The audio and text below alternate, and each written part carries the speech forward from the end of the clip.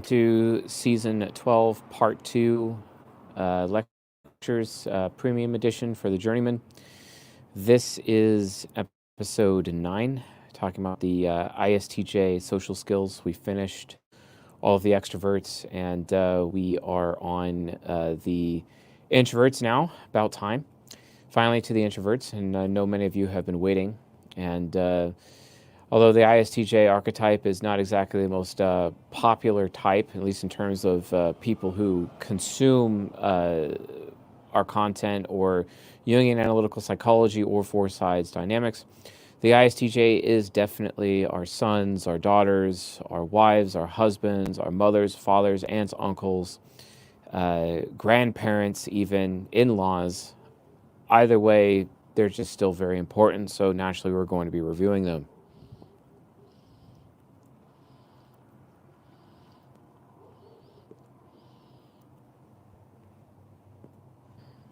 So yeah, anyway, let's just get right down to business, shall we?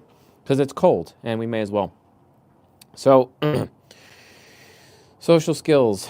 Remember, folks, like, everyone just, by default, is just terrible at social skills unless someone actually took the time to teach them. And usually, it's on parents to be all about social skills. And due to the fact that we live in a fatherless society, a fatherless nation, a fatherless Western society, no one actually has any social skills anymore. And it's kind of interesting because when you read The Rational Male, Volume 5, Rollo Tomasi talks about in his final red pill volume, unless he's got another one coming, who knows. But when that happens,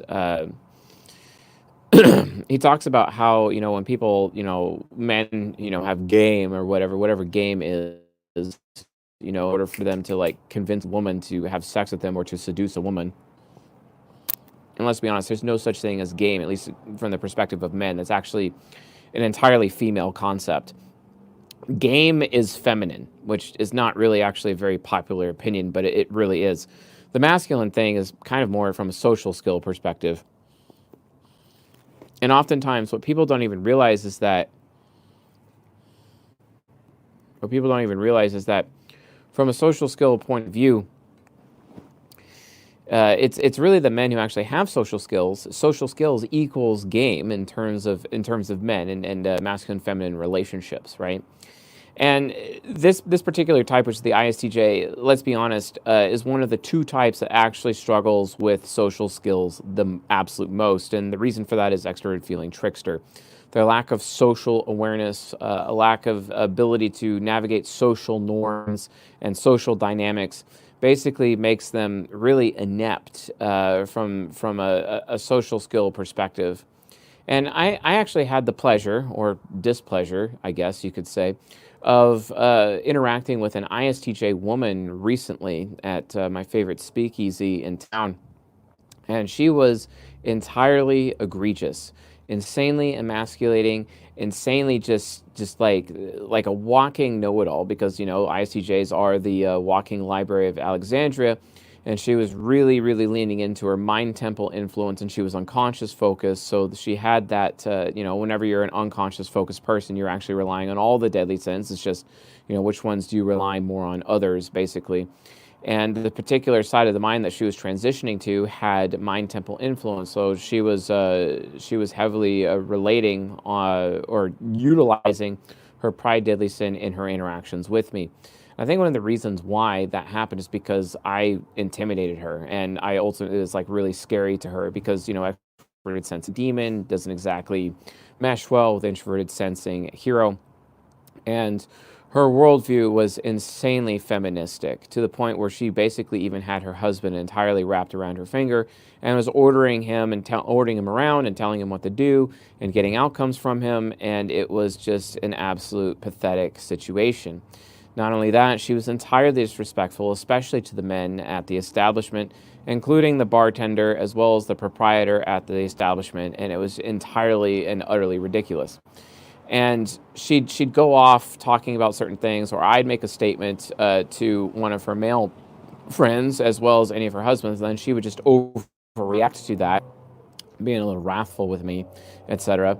And then as soon as she was done talking, I was silent for a little bit, and then I actually re-engaged as if it didn't even matter whatsoever. And it was almost as if she completely reset from zero, essentially.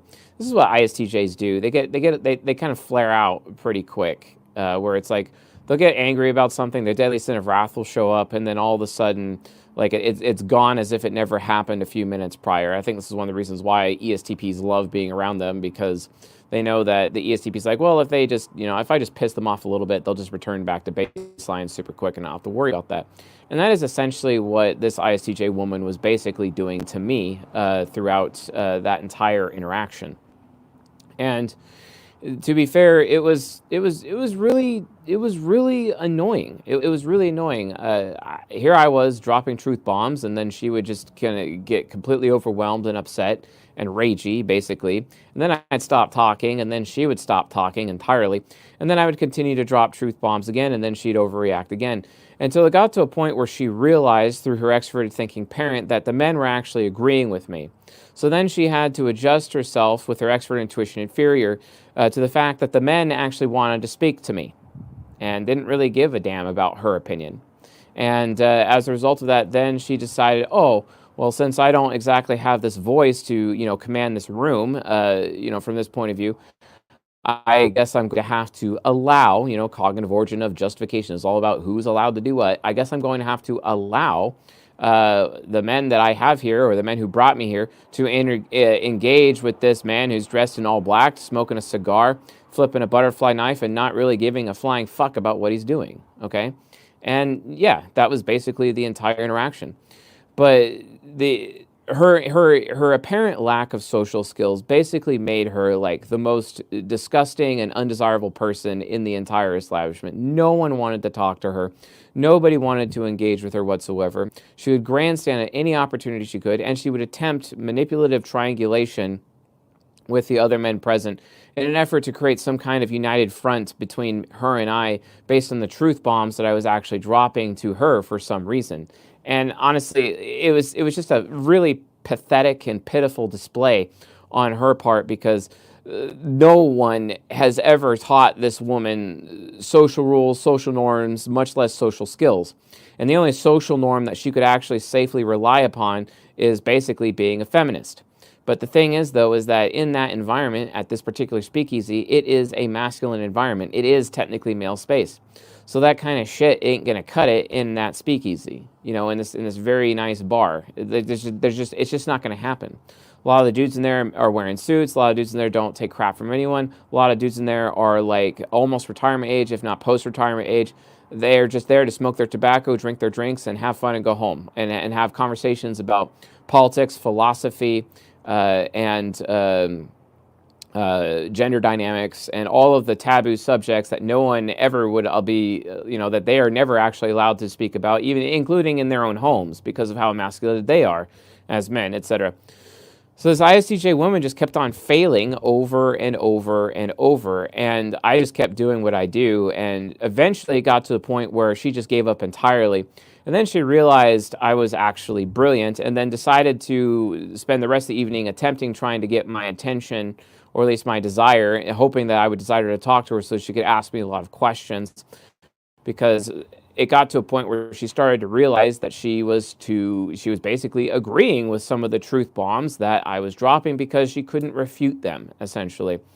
And refutation is insanely important to an ISTJ in order to even look like they have somebody with social skills, because oftentimes ISTJs actually heavily rely on their ability to refute anybody, because if they look like they have the upper hand in a conversation with somebody in terms of refuting certain things that other people are saying from a debate perspective, because all ISTJs think they're amazing at debate for some reason,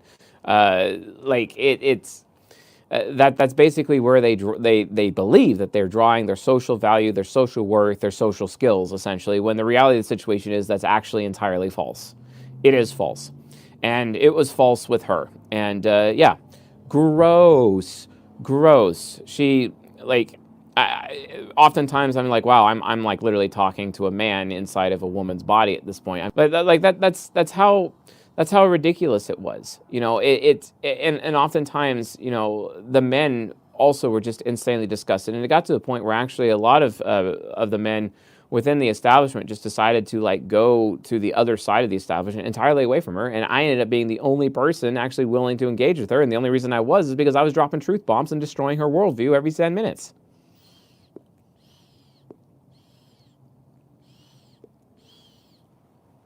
And little does she know that people actually want things. People actually want things. Little does she know. And what do people actually want? Well, they want their cognitive origin. That's what they want. I mean, she's all about trying to figure out who's allowed to do what, who's allowed to get away with what. I mean, that's entirely her perspective. And she thinks that by, telling people who's allowed to do what when gives her power or gives her some, social standing or some social status amongst the people that she's present with, when the reality of the situation is that actually takes away her social status and her social power entirely, to the point where she's actually working from a negative position instead of a positive position.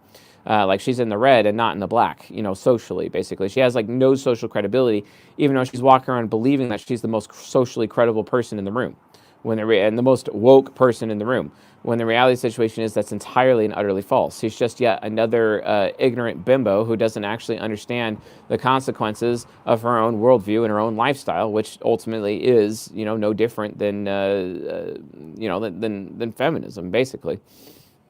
So anyway, if she actually had social skills, I mean, she'd know all about cognitive origin. She'd know that, she's supposed to find out what other people's cognitive origins are and serve it up to them on a silver platter.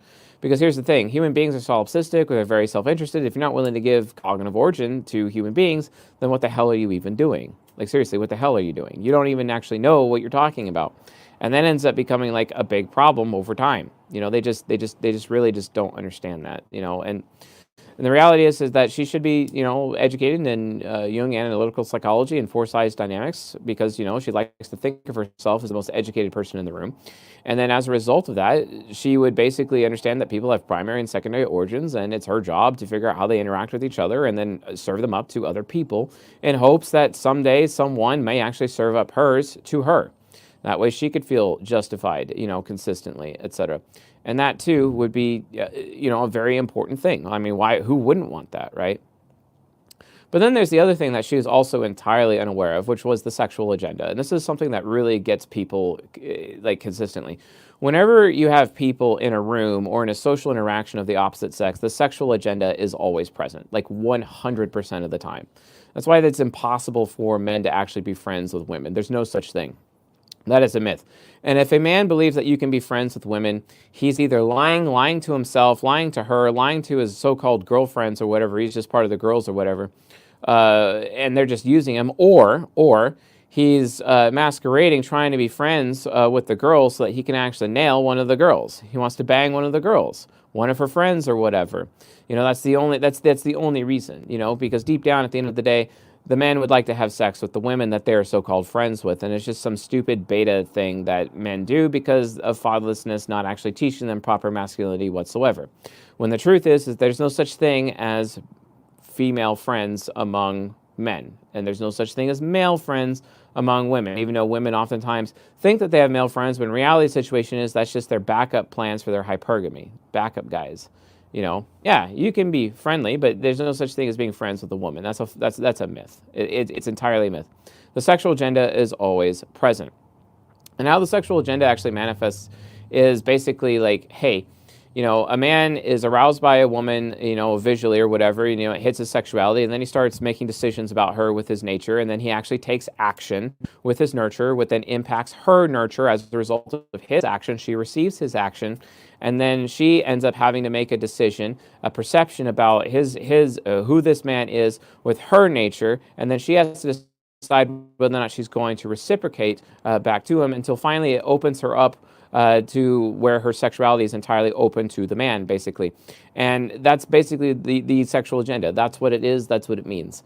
And oftentimes, people just they're just not even aware of this dynamic from a social perspective. And it's entirely necessary to be aware. And if her TE parent was actually working, she would actually know about the sexual agenda. But she has to be in denial of the sexual agenda because she's a feminist. That's the problem.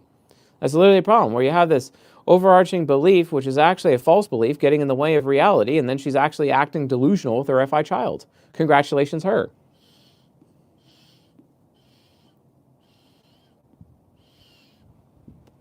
So anyway, the point is that bad social skills leads to mutual suffering of human beings. And everyone needs to be aware of their social blind spots, which is naturally the trickster and their demon. And her trickster is extrovert feeling, which means that she's especially bad at social skills. ISTJs suck at social skills by default, and it takes their entire life to master social skills. If you actually think about it, Rollo Tomasi, he's an INTJ. He wrote the 5 volumes of the Rational Male, also known as the Red Pill books. Those Red Pill books specifically is literally extrovert feeling mastery, where he's taken his entire life's journey and actually developed social skills basically to share with men in order to help them navigate gender dynamics, because he's turned it all into a big system, basically. That's the entire point, right? And it's a praxeology on the study of gender dynamics. That's what the red pill ultimately is. It's just that people use the red pill to take advantage of women and have unmanaged polygyny, because in response to the unmanaged hypergamy of the women within Western society. That's ultimately why the books exist, is how to deal with women who have unmanaged hypergamy and open hypergamy from their sexual strategy point of view. So anyway, but, in order to overcome this, everyone has to gain mastery over the source of their social skills, which is ultimately cognitive origin and the parent function. If you understand how to master cognitive origin and the parent function, you are a person who has social skills, and you're basically more socially adept than any other human being out there. And of course, you're going to end up having the highest social status among everyone, because you basically know how to interact with any human being you come into contact with. I mean, you learn about this, especially when you read the book by Dale Carnegie, How to Win Friends and Influence People, a book that every single human being should read, because it basically breaks down the human psychology of social interaction in like a little, in a small book that could be easily read in a day, explaining these social dynamics. That way it could, potentially increase sales, increase the likelihood of a sexual encounter, assist you in your marriage, assist you in parenting. It's just a basic social skills book. It's the most basic social skills book ever written. That's why I recommend everyone read it. However, ISTJs, because they have every trickster, they have a lot of negative social perceptions attached to them. Like, for example, ISTJs may take in all the information, and because they're the walking library of Alexandria, but then they're at risk of acting like know-it-alls, similar as to how ENFJs act like know-it-alls. Isn't it interesting that ENFJ and ISTJ, that's their natural pair? So I guess the know-it-alls of the world were made for each other. I mean, okay, that makes a lot of sense. That's hilarious, ISTJs get caught up with bad people and thus bad habits, right? In the same way that INFJs need to get the losers out of their life, ISTJs need to keep the losers out of their life and stay away from losers, because as soon as they're around those losers, they'll start to mimic those losers and take on all of their negative bad habits, which then destroys their ability to have social skills or any social status or any social standing whatsoever. It's a really bad situation. And that's a clear consequence of having really terrible, low-quality people, because the ISTJ ends up becoming the sum of those low-quality people with their SI hero. This is very normal. It happens all the time. And the other thing is that ISTJs are very risk-averse, which has caused them to be overbearingly safety-oriented, and they really struggle with anxiety all the time, because everyone enables them to be allowed to talk about their anxiety, when, most ISTJ men just, shut up about their anxiety and then just, go to work and get it all handled. And then all of a sudden, all the women of the world that go to school, go to college, get a job, all believe in this big thing, anxiety being this huge problem, etc., that might need to be a condition that is treated by the affiliative, when the reality of the situation is people have been living with it for centuries. So, is it really that valid? I mean, yeah, sure. Anxiety can be like really, really bad in certain situations, certain circumstances. But in general, it's really overblown. Like ADHD, ADD, all these things, they can be really, really overblown. Okay? I mean, come on. Like, most people say, oh, that person's a bad person because he's exhibiting dark triad traits, even though dark triad traits are technically actually masculine traits. So maybe the problem is actually with masculinity. But the point is that ISTJs are so safety-oriented and they expect safety, is that they end up projecting that safety onto other people, and they expect everyone else has the same need for safety that they do, which ends up causing them harming other people's freedom of choice, which also reduces their social status and their social standing consistently, because they're so risk-averse. So they're either taking way too many risks and taking everyone else down with them, or they're taking very few risks and then playing it safe so hard that they end up becoming entirely controlling of other people, because they're like the walking safety police. And it's really annoying, and they do this consistently. Why do you think ISTJs, the majority of the police officers out there are ISTJs? That's why. That's literally why. Anyway, and also ISTJs have this other bullshit thing where they think that because they're educated or the most educated that their opinion is the best or their opinion matters the most. No, that's FI child superiority complex. No, their level of education does not mean that they are special. It does not mean that their opinion is the best. It does not mean that it's the greatest thing in the world. No, but they do this consistently. It's stupid. ISTJs triangulate, right? Where they go to somebody and then they're trying to get something out of this person, they can't get it. So then they go to somebody else trying to, at equal authority, trying to get it from that person, they don't get it. And even though the first person told them no, and the other person of authority didn't realize that, it was been said. It's like no difference than like when a child goes up to a parent. It's like, hey, can I have a cookie? And the parent says no. Then the child goes to the other parent and is like, hey, can I have a cookie? And then that parent says yes, because that parent is entirely unaware of the other parent saying no, basically. That's triangulation. And guess what? ISTJs do that consistently. It is very manipulative, and it's very socially manipulative. And everyone can see them do it, but they are entirely unaware that they do it because they're extroverted feeling trickster combined with their extroverted sensing nemesis. They're just not really as aware of how they come off to other people, and they're not aware of the fact that they're committing social faux pas after social faux pas over and over and over. It's terrible.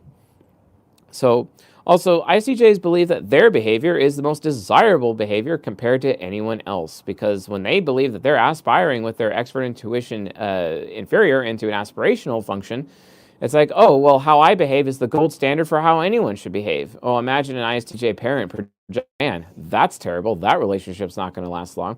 Or an ISTJ projecting that onto coworkers, that's going to cause them to like outshine the master, and then they'll just end up losing their job.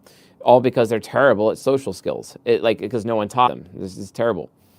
And then also, ISTJs believe everyone else cares about their comfort and safety, their own safety, like they do. And you see this all the time with women, especially, where it's like, oh, I'm automatically a VIP by default, so that means I'm just special for existing, similar to what ENFP women do, but it's ISTJs, they could do it too with FI child superiority complex. And that superiority complex can make things even worse, a lot worse. And then to the point where they end up having this unrealistic expectation of people caring about their comfort and safety, when in reality the situation is no one cares about their comfort and safety. Like no one does, but they for some reason delusionally believe that they do. And this ends up becoming a huge problem for them as well.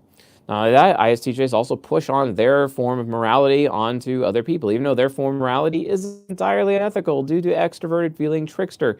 And it's their little innocent childlike morality that they project onto others, and people are just like really tired of it because it's like, wow, apparently you think you're the best person in the room and we should all follow your lead in terms of, your morals and principles when they haven't even been tested. And you just assume that you are correct because that's what other people taught you, because you're just regurgitating, ISTJs, the great regurgitators, are just regurgitating their principles and the morals that they've learned and where they've adopted or adapted to from other people, especially from their upbringing, which is not the gold standard.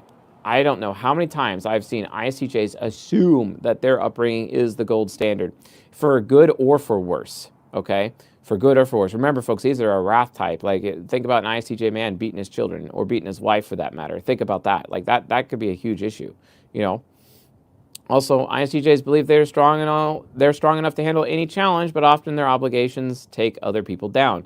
So they take on additional challenge after additional challenge after additional challenge after additional challenge, because they think that this is what everyone likes of them, this is what everyone values from them, when the reality situation is no one values that, and they would just rather the ISTJ just stay in their lane, in their comfy lane where the ISTJ wants to be anyway.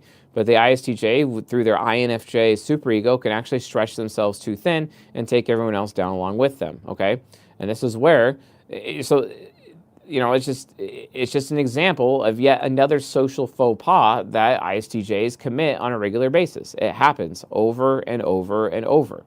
It's pretty annoying. So, but yeah, so why are these social faux pas happening? They're obviously happening due to their social blind spots. And, their main social blind spot is obviously their demon function.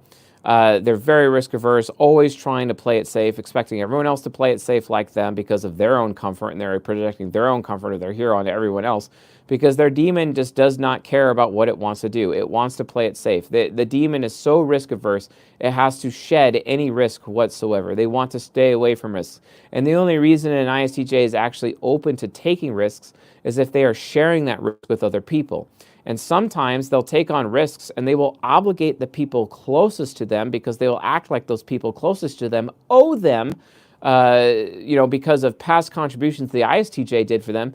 So those people are forced to take on shared risk and shared responsibility that they didn't plan or even wanted in their life whatsoever.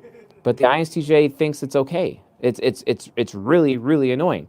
And that happens all the time with NI Demon.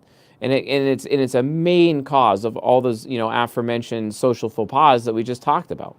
And then we already talked a little bit about their trickster function, extroverted feeling trickster vows, as to how socially inept they are to begin with, and we already went through all of that. And then here's another thing, they'll mirror other people like a Templar with their ESTP unconscious, but then after mirroring, they'll actually just keep the bad habits. They'll keep them. So their shadow will mirror other people because that's how they, quote, fit in, because no one wants to fit in more than an ISTJ. They're all about fitting in. They're the one type out of all of the 16 types that wants to fit in the most, much to their own detriment and the detriment of those closest to them, because they'll drag them down because they're trying to fit in, and they'll fit in with any crowd, even the bad crowd, even the tough customers, as people who watch Disney's Recess as children used to say. It's just like, come on. It's the bullies or whatever, or the druggies or the junkies. It doesn't matter. As long as they fit into a group and they have their crew of affiliates, that's all they care about. Just like Dominic Toretto, a.k.a. an ISTJ, also known as Vin Diesel, who is also an ISTJ in the Fast and Furious, and his family were basically his friends, basically. That's his family. Those are his affiliates. It doesn't matter what kind of quality people they are. Just as long as he has them around, that's all he cares about, because he's giving them a lot of loyalty in the process. But the thing is that he is mirroring their behavior, and then he ends up mimicking their behavior and taking on a lot of their bad habits over time. So he literally just becomes entirely like them, but then eventually he becomes the worst of them over time. And this is true of any ISTJ. The ISTJ eventually will end up in this race to the bottom when it comes to whatever friend group they are, because from their position, it's like, from their point of view, often when they're at the bottom of their friend group, they're the ones who would never be excluded, essentially.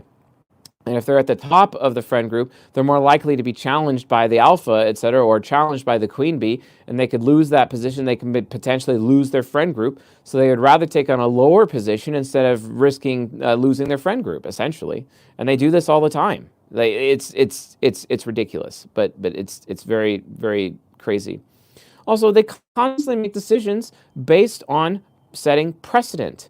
And they think that this is okay thing to do with their extroverted thinking parent, but it's actually a teenager when it's doing that. Because from their perspective, if other people have done XYZ thing and gotten away with it, they're allowed to do it too. Or if they can get away with doing something bad or whatever, then that means the people closest to them should be encouraged and allowed to do the same bad thing that they did too, because they make decisions based entirely on precedent. I will set the precedent, or someone else set the precedent. That means we are allowed to behave that way, or I'm allowed to behave that way if I so desire at any given time, because the precedent has been set. And so teenager ends up relying on precedent, which is fueled by the battleground of responsibility through the influence of the extroverted feeling trickster, which is, again, poor social skills, poor social awareness, because you can't just rely on precedent. And ISTJs care more about precedent than anyone else. If a precedent is set, that means, hey, I'm allowed to do XYZ thing. It's really annoying. ENFPs do it too, but ISTJs are far worse because they get hella irresponsible with their extroverted thinking parent, especially in their youth, all right? It's a huge problem. And so as a result, this leads to the ISTJ being entirely corrupted. And even though the INFJ has the highest chance of being corrupted. Thank you. Even though the ISTJ has the INFJ has the highest chance and opportunity of being corrupted, all the 16 types, the thing is that the INFJ is the most corruptible. The ISTJ ends up being the most corrupted because they keep the corruption with them their whole life, and it takes them a whole long time to unlearn those bad habits. And that ends up becoming a problem over and over and over again. And that leads to an even bigger problem when they start believing that, hey, if I'm just in survival mode, I am justified to do anything. I'm allowed to do anything because I am morally allowed to do anything that it takes for the sake of my own survival, basically, which is also untrue, entirely untrue. And they end up putting their effort in the wrong place. They invested their FI child and their SI hero in the wrong place and usually in the wrong people. So they stay corrupt. And they stay corrupt long after those people have been finally removed from their life, to the point where they will end up becoming magnets and attract corrupted individuals towards themselves like a lighthouse or a beacon of corruption. And that literally is the ISTJ. That is INFJ superego. That's how they act. And it's really annoying. And because of this, their social connections, their Rolodex, their so-called friends, guess what? They're all weak people. They're all weak people. And oftentimes, they can enter a friend group as the strongest one, but they'll end up becoming the weakest, and then they'll end up dragging everyone else down along with them in this social situation. And then everybody in the friend group will become weak just like them. Because again, everything is set on precedent. And that ends up becoming a problem over time, over and over and over. And it's a huge, huge issue. So, given these problems, because I think we've done a really good, job identifying all the problems with ISTJs at this point. Like, given all these problems, what is their actual highest social value? Like, what is it? So, ISTJs basically keep track of everything because humanity ends up forgetting. You know how like history repeats itself, and then certain political parties, they keep making the same mistakes over and over and over and over and over again. And the ISTJ keeps track of what everyone said like 20 years prior, 30 years prior. Then they'll write even entire blog posts talking about, hey, this person said this here, and then they flip-flopped here, and then they're being hypocrisy. Basically, because ISTJs keep track of everything, because the collective forgets the past, often what ends up happening is that ISTJs, actually out of all the 16 types, are the absolute best at pointing out hypocrisy. They are walking hypocrisy detectors. They are walking hypocrisy inspectors. They will point it out, and they will even enforce rules, laws, or whatever, especially if they see other people being hypocrites. Which is funny because they oftentimes are hypocrites, but they are actually really entirely aware, usually, of their own hypocrisy. It's one of the best things about ISTJs. And because they're so aware of their own hypocrisy, they will end up projecting that onto other people and expecting other people to be aware of their hypocrisy. And if other people are not aware of their hypocrisy, they're literally just going to call out those people. That's one of the greatest things about ISTJs, which is awesome. And that's basically when their introverted sensing hero is fueling their extroverted thinking parent, which is awesome. This is an example of extroverted thinking parent just responsibly keeping track of everything to be able to hold people accountable for their hypocrisy later. Accountability is one of the greatest things that ISTJs offer humanity, be it at the individual level or even the micro level or even at the macro level for society itself. They do this on a regular basis. Henry David Thoreau is a great example of this. Henry David Thoreau is probably my favorite ISTJ in history. He wrote the book Civil Disobedience. It's also the opening section. His essay, Civil Disobedience, is the opening section to Benjamin Franklin's autobiography. I highly recommend reading both, and you can get both when you just get the audiobook on Audible. It's pretty fascinating. But the whole point is the reason why there are these huge hypocrisy detectors is, as I said, those who forget the past are doomed to repeat it. And that's what ISTJs ultimately are afraid of the most. They're afraid of that. They're terrified of it. They're terrified of repeating past mistakes, and they don't allow other people in their life to repeat those past mistakes. And that is where they, engage in their extroverted thinking responsibility, because a person's social skill, primarily in terms of their trickster and their demon being their blind spots, their true social value is actually coming from their extroverted thinking parent.